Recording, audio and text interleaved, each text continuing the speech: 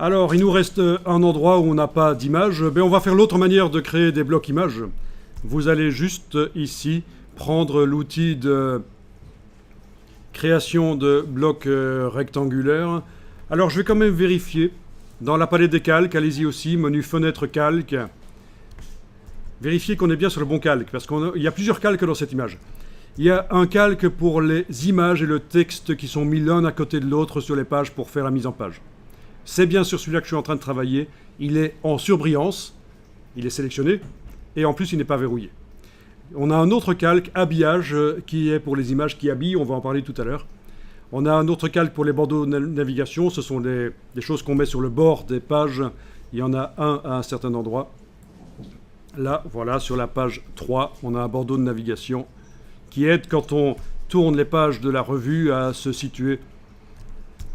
Mais c'est pas obligatoire, bien sûr. On a un calque spécial pour la numérotation. On a des calques spéciaux pour les repères. En tout cas, voilà, on est bien en train de travailler sur le bon calque image et texte. C'est parfait. Et je vais créer un nouveau bloc ici. Donc, vous prenez l'outil de création de blocs graphiques, donc des blocs qui sont censés contenir des images. Et vous pouvez tracer le bloc en commençant là et en terminant là. Bon, sinon, là je fais CTRL Z, vous pouvez aussi le faire comme ça.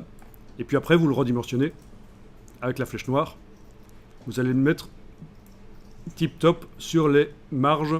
C'est important parce que en mettant les blocs qui collent aux repères et aux marges, quand on va modifier éventuellement l'orientation du document ou un peu la dimension du document, InDesign va travailler pour nous. InDesign travaillera pour nous, il va repositionner les blocs. Ça ne marchera que s'il colle aux repères et aux marges. Voilà, on a un bloc image. Alors, ce bloc image, on pourrait, ne le faites pas, je vous montre, on pourrait aller dans le menu Objet, Ajustement, Options d'ajustement de bloc, et le pré-régler pour que l'image se redimensionne toute seule quand je l'amène dans le bloc. Mais je ne vais pas le faire ici. Je vais directement amener une image dedans. Donc, le bloc est bien sélectionné. Ça veut dire qu'une image que je vais aller chercher va tomber directement dedans. Je fais Fichier importer, allez-y, allez chercher une image, elle est dedans, voilà, et alors, elle n'apparaît pas en entier. Si je clique sur le réticule central, là, je devrais voir un bloc brun, je ne le vois pas. Qu'est-ce qui se passe? Il y a une Sakweken Van WC. Mais en fait, si vous zoomez en arrière, vous allez voir, le bloc brun, il est là. L'image est en fait immense. Elle déborde. Elle déborde. Donc c'est parce que le bloc, contrairement à celui qu'on a utilisé, là, le bloc rose qui était fourni dans le document, ce bloc-là n'était pas pré-réglé pour redimensionner l'image. Alors c'est pas grave. Je le sélectionne. D'abord je vais cliquer à côté de tout, ce qui n'est pas évident, pour désactiver. Je clique avec la flèche noire à côté de tout. Puis, je vais sélectionner le bloc. Clic, voilà. Il est bien sélectionné, le bloc, pas son contenu.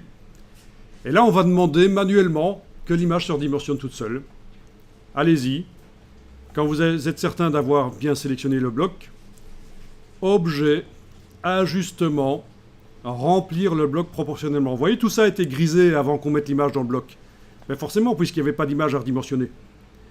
On avait juste accès au pré-réglage du bloc. Mais ici, Objet, Ajustement, Remplir le bloc proportionnellement. Et voilà. L'image se redimensionne. Elle déborde peut-être de manière malheureuse. Oui, c'est quand même malheureux que le phare, dans mon cas ici, soit coupé par le bord d'image. C'est pas grave. Même chose que pour le loup. Je clique sur le réticule. Et puis, avec la flèche noire, toujours, je vais déplacer l'image. Je peux enfoncer la touche majuscule pour qu'elle se déplace sur l'axe. Voilà. Je lâche le bouton à souris, puis la touche majuscule, et voilà. L'image, c'est bon. Comme ça, vous voyez les deux choses. Utiliser des blocs pré-réglés ou faire vous-même le réglage manuellement sur chaque bloc. Objet, ajustement, remplir le bloc proportionnellement. N'oubliez pas d'enregistrer le document. Je l'enregistre à nouveau sous un nom différent dans le dossier d'assemblage que je vous ai fourni. C'est très bien.